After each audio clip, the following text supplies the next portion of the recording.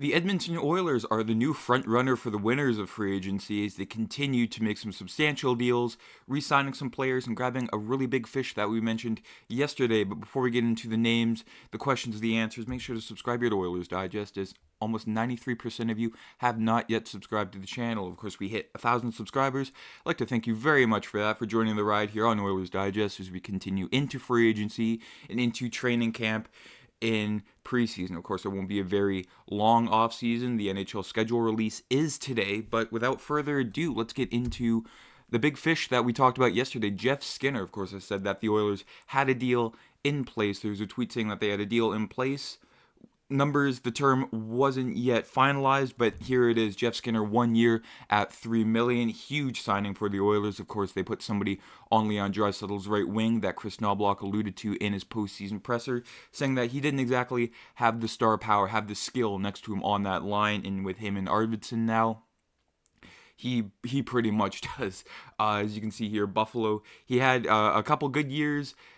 You know, that 40-goal season in 2019 there. Of course, the majority of those were scored before Christmas and then seemed to disappear. But 30-goal guy, pretty consistently there the past couple years. Of course, he had that down season in Buffalo, but that was a pretty weird season in Buffalo altogether. Him and Taylor Hall managed to not do anything. I'm not too sure either. And you can sort of see here, Jeff Skinner, all gas, no brakes. You don't really ask him to play defense, you just ask him to put the puck in the net, and that's exactly what he came to Edmonton to do. Of course, with Arvidsson and Draisaitl, you have the two sort of defensively responsible forwards on that line. Of course, Draisaitl wasn't as defensively responsible in prior years, but has really tuned up his defensive game with the help of coaches like Paul Coffey and Kris Knoblauch, sort of getting the role guys, the skill guys, in that two-way mentality, much akin to Scotty Bowman with Steve Yzerman in Detroit. But enough about, Jeff Skinner. There was another few signings. The band is getting back together. Yes, of course, before free agency, everyone was wondering how are they going to re-sign all these guys. Of course, in the locker room, postseason pressers after the season, there's guys like Janmark, Henrique, Corey, Perry, they all wanted to come back, but with, the $10 million in cap space, which later became $12 million in cap space after the Jack Campbell buyout, it was very risky on how you could keep all these players. Of course, they did lose some players like Warren Foegele and Vincent Desharnais, but they managed to bring back Adam Henrique 2 years at $3 million, which is a phenomenal deal. Of course, you bring back that veteran presence with Adam Henrique, and like Frank Saravalli said, a substantial day for Edmonton up front. Adam Henrique was offered more money by other teams per Darren Dreger, but Edmonton circled back and he left money on the table to win, which you need that, absolutely. That's huge news for the Edmonton Oilers. Of course, there were players in free agency in prior years that left money on the table from other teams to come back and provide to that winning mentality, like Evander Kane. But to bring Rico back, it's phenomenal. You have that line with him, Janmark, and Connor Brown, of course.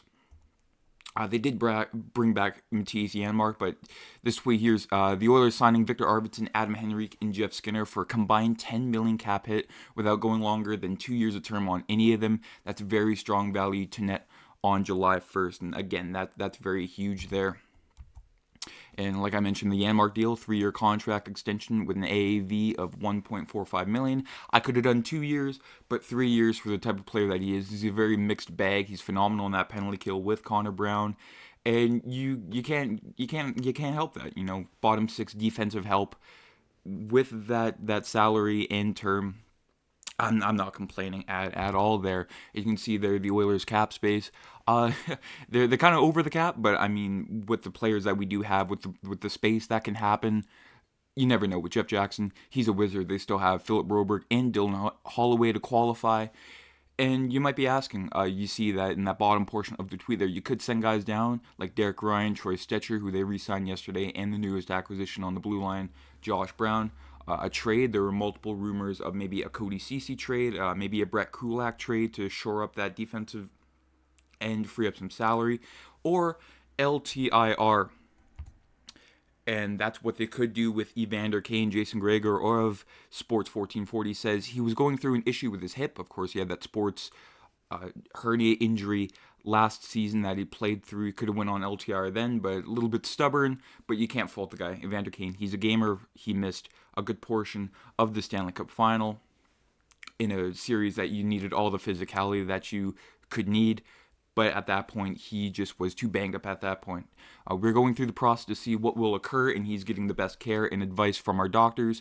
We will discuss options with him and his agent, Dan Milstein, and get second opinions. This is where we are at, and nothing is planned, surgery or just a rest rehab at this point. Jeff Jackson on Kane's health. Now, it would be extremely huge if Evander Kane went on LTIR, pull a Vegas, bring him back for game one of the playoffs, and then the NHL will punish the Oilers as they always do.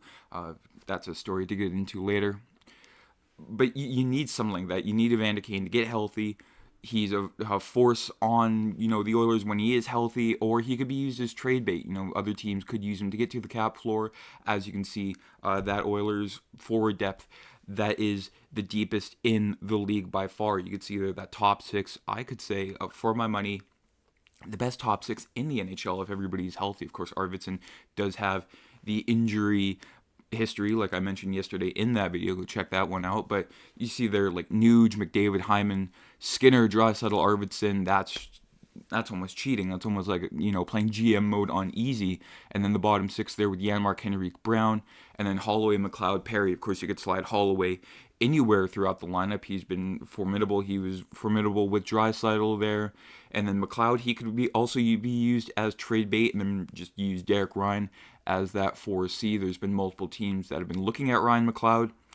There's been numerous Ryan McLeod trade rumors, of course. The Jets in that Nikolai Ehlers rumors, McLeod for that, but he's again, Ryan McLeod, mixed bag. He has his good games. He has his somewhat, I don't want to say bad games, but he does have his games where you don't really notice him out there. He's all speed, and he's great on the defensive side of the puck, but the offensive side leaves a little to be desired. And then the back end there, you got, your first pair of Ekholm, Bouchard, Nurse Broberg, Kulak, Ceci, and then Brown and Stetcher as your extra defensemen, and then Stuart Skinner and Calvin Pickard, who they re-signed Calvin Pickard a few days ago. I mean, that's as deep of a lineup as you can get. And you can get a little better back up there, but with the cap space, your back is to the wall, and there's, really not much else you can do. Leading into GM rumors, there was a rumor there from multiple sources around the NHL that Stan Bowman, the former Chicago Blackhawk GM that was involved in that scandal, would be reinstated along with Al McIsaac and Joel Quenneville on July 10th, and there were numerous reports that Stan Bowman would be linked to the Edmonton Oilers GM vacancy. Of course, Jeff Jackson is the interim vacant GM right now. He was at the draft. He did all those magic deals yesterday. I don't see why he wouldn't want to continue being GM.